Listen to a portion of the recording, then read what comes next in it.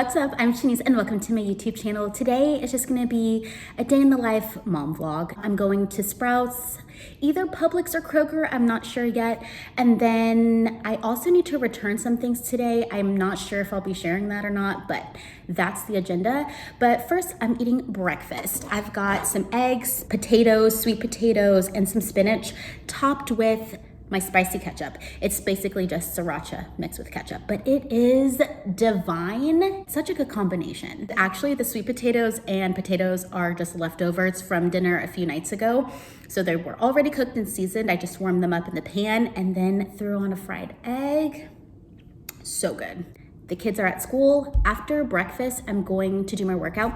Usually I eat after my workout, but I realize that I'm in my luteal phase, so I am just starving in the morning. So I have to eat before I do my workout. That's what we're doing now. As I was eating my breakfast, I was thinking about conscious parenting or gentle parenting. It kind of made me wonder what made me start this and why I continue to do it, even though it's so difficult and so challenging. For me, it was when my son was about a year, maybe a year and a half.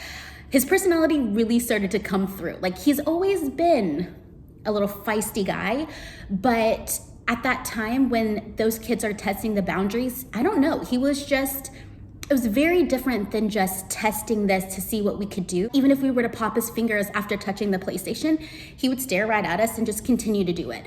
So then it's so I just keep popping him. And the other thing was his pain tolerance was super high. So you would go to spank him and it didn't even matter. He would just be okay. Then it's do I continue to spank him? What is the point of me spanking if it doesn't hurt? And then it's wait a minute. If it does hurt, why would I want to hurt my kid? You know what I mean? It was just a lot going on in here that, I didn't have to address with my daughter. My daughter, you could just look at her and be bro, don't touch it. And she would just break. I am so sorry. And that's what I was used to.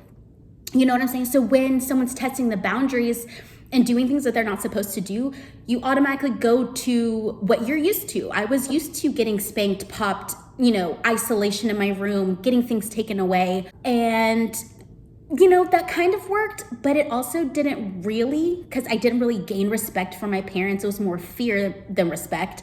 I also knew that I didn't want my kids to be afraid of me. Yes, they might fear me now, but they will also fear me later, when they're tweens and teens, and that's not gonna pay off in the way that I want, because they'll sneak, they'll hide, they'll exclude me from their lives, and obviously I don't want that. People will say, you're the parent, you're not their friend, and it's why can't I be both? Why can't I be the person that my child confides in and relies on and has a strong relationship with, while also being that safe, authoritative figure? I'm both. And I'm okay with being both. Next up is research. Find the media that suits you and go for it. If you like to read, find books. If you don't like to read, listen to podcasts or audiobooks. If you're a visual person, watch YouTube or documentaries and just see what you can learn. It doesn't mean that you have to adopt everything that you find and everything that you see, but you can definitely pick and choose the tools that will help you. So after you find your media and you do your research, you want to reflect on yourself, reflect on your triggers, reflect on your goals as a parent. What do I want to gain out of this? Next, prep yourself. You are not alone in this parenting thing. You may think that your child is an outlier, but they're not. I guarantee you that there are parents now or before you who have had to parent the personality that you have to parent, and you need to find them and learn tips and tricks of how to prepare yourself. Know coping skills. When you get triggered or you're frustrated, find out how to calm yourself and zen. Prep yourself for certain situations that you know will arise, just not blindsiding yourself. You know your child, you know what to expect, and have those tools ready to break out when it's time. You as an adult did not become who you are overnight. Just remember, it takes time, okay? This was literal decades, okay? Decades of discipline and decades of thinking and decades of teaching you certain things that you are unlearning. So be gentle on yourself, be patient with yourself, and follow through. Be consistent. Your child is gonna test the boundaries as well, because it's like, I've been doing this for how long and now you wanna backtrack? It's like, yes, it's never too late to change, Johnny. We're going to make progress starting now. You are allowed to feel what you feel when you feel it. It's how we manage those feelings in the process. Emotions are valid, feelings are valid, both for you and your child. As you start gentle parenting and you realize your triggers and you realize what is bothering you the most, you gotta work through it. You can be frustrated, but figure out how you can be frustrated and safe. Because at the end of the day, we want teenagers and we want adults who want to come home.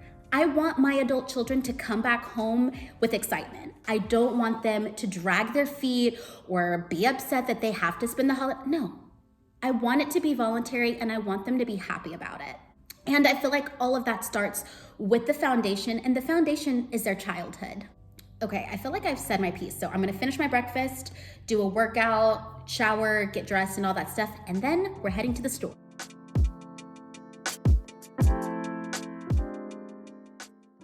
What's up? I did a workout, I showered, got dressed, did what I needed to do, and now I'm prepping to go to the store. One of the first things that we do before we go grocery shopping is we take an inventory of the things that we do have and the things that we need. And we usually write the things that we need on our calendar board. It's a whiteboard, and we all write on it as we run out of things.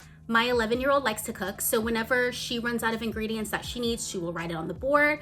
I will write things on the board. My husband will write things on the board. If my son asks for something and I'm like, oh, we didn't buy it this week, I'll try to write it on the board as well and see if it's on sale the next week so we can get it for him. Speaking of sales, I shop at a few stores. I mainly shop at Sprouts because our family eats so much produce. We have it at literally every meal, and then my kids will have it as snacks either in the morning or in the afternoon or both, but either way, we go through produce like crazy. So it's so important for us to get one, high quality produce, and two, reasonably priced produce, because we go through it so often. It's like, I just don't want to run through my money, but it is a good problem to have. Like, I'd rather spend my money on the produce and the packaged foods. Speaking of packaged foods, we will get our packaged foods from Publix a lot of the time. They have great BOGO deals, and that's usually what we shop. We don't really stray too much off of that because everything else is usually inflated at Publix. We sometimes go to Kroger. Sometimes it's just they have the most random deals. It's like you gotta buy 5 in order to get the deal, and then if you get 6, you're paying full price for the most expensive item, and it's just not worth it to me. So sometimes we go to Kroger, so I will take a peek at all of their ads. I have the Publix app and I have the Sprouts app. You can download coupons, you can see what's on sale, and then once I find out what the deals are, I will base our meals around that. So let's see. As for meat, we just kind of see what's on sale and we go off of that. So if it's ground beef on sale, but the tortilla shells at Publix is not, we'll just have like a ground beef pasta dish instead of taco night. If there's chicken on sale, we'll do like an Asian chicken with rice and veggies on the side. I've just been grocery shopping and I've also watched a lot of Chopped, so I know how to finagle meals and put things together to make it taste good. So this is my list. This is my Sprouts list, this is my Kroger/Publix list, and then this is like the menu that we'll go off of this week. It's just like a loose guide. It's not like on Mondays we have to have this, on Thursday we're gonna eat this. It's just kind of like, we're just making sure that we have the ingredients to make the stuff that we want. You know what I mean? I also downloaded some coupons at Sprouts and at Publix, so I made sure to note that this yogurt is $1 off, but I have to buy 2. So I made sure to put the number there so I can get both and I can get the deal. So I've got my list. My reusable bags are already in the trunk. After we unload our groceries, we put the grocery bags back in the trunk so that they're there every single time. So list, bags, and we're gonna get ready to go. Okay, so before we go grocery shopping, I need to drop off and return all of our library books. But first we need to talk about this guy right here. It's called All the Missing Girls, written by Megan Miranda.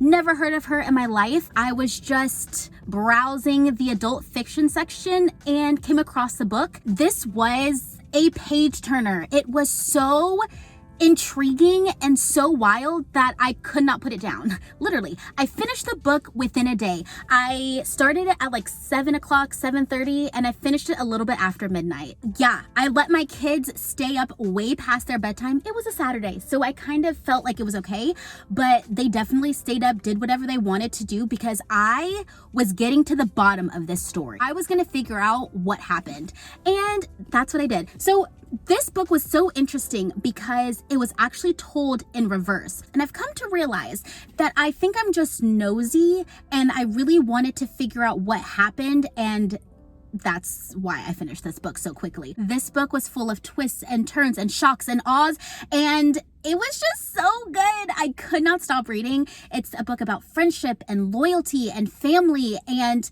getting back to your roots and being true to who you are, figuring out who you are. I just really enjoyed this book, and I can't believe I read 368 pages in one evening. So I highly recommend this book. This was my fiction book. I had planned for this to go a little bit further than what it did, but I'm currently reading a nonfiction book called Why Are All the Black Kids Sitting Together in the Cafeteria? And that book, I think every teacher, anyone working with children needs to read that book. It's so enlightening and insightful. The author has cited so many books and articles and research studies. Like, it's just incredible. I highly recommend that book as well. Because I finished this book a lot faster than I expected, it's time for me to go find a new fiction book. So let's go.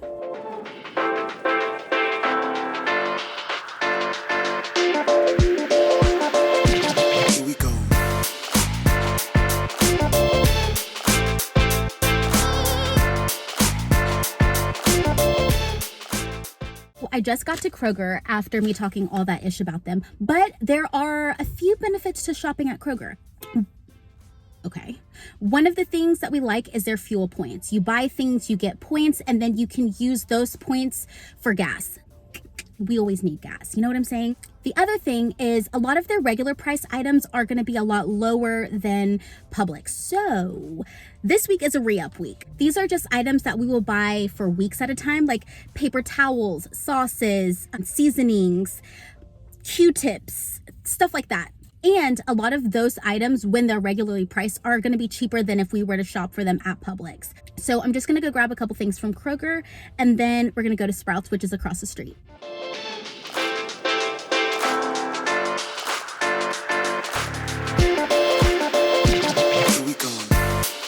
So while these are buy two get one free, there's also a coupon that you can use on each one of the seasonings that you buy. It's either 50 cents or 75 cents.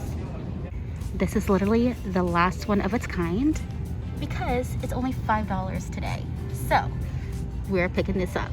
Okay, so I'm actually in the market for a new mascara, but I wasn't planning on buying it at Kroger. But look, it's on sale. And it's the last one again. Okay, we're gonna try this just because it's on sale today. My family loves cookies, so rather than buying the packaged cookies, we make them from scratch. And look, the butter is on sale this week, so I need to grab some butter. We're gonna go unsalted. I usually like to buy frozen vegetables in the winter because, you know, the fresh fruits and veggies are limited, but it looks like the frozen vegetables are limited as well. This is also a really good deal. However, my dentist told me not to use a bunch of whitening toothpaste. It can really damage your teeth. So we're gonna get some cavity protection. And then I also grabbed one. The dentist said you could do the whitening toothpaste, but you have to alternate. So whenever we're done with this one, we'll go with these. That trip to Kroger was a prime example as to why you don't have to stick to your list all the time. There were a bunch of different things on sale that were not on the list, but I was gonna have to buy them eventually, and why not just buy it now? Our weekly budget is between $100 and $150 every week for a family of 4, and it might be a little bit more this week, but when you break it down, it's gonna be on sale. So next week or the week after, you're not gonna be spending as much because you already have the items in the house. Does that make sense? I hope it does. Anyways, I'm gonna go run to Sprouts, grab our produce, see what other things they've got on sale, and then we're heading home. Also, if you forgot to bring your reusable bags the last time and you have a bunch of plastic bags, you can recycle them at Sprouts.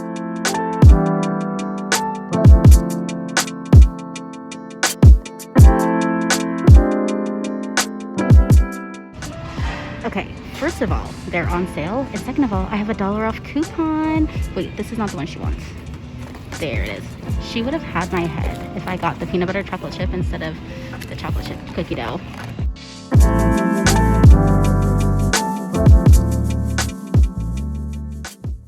So unfortunately, Sprouts did not have that many good deals going on, but I just grabbed our usual produce. I passed on the yogurt because they only had 2 flavors. One was plain and one was strawberry, and the strawberry just had so much sugar in it that it was just not worth it to me. So I skipped on the yogurt, but I got my daughter the Lara bars, and now I'm headed home.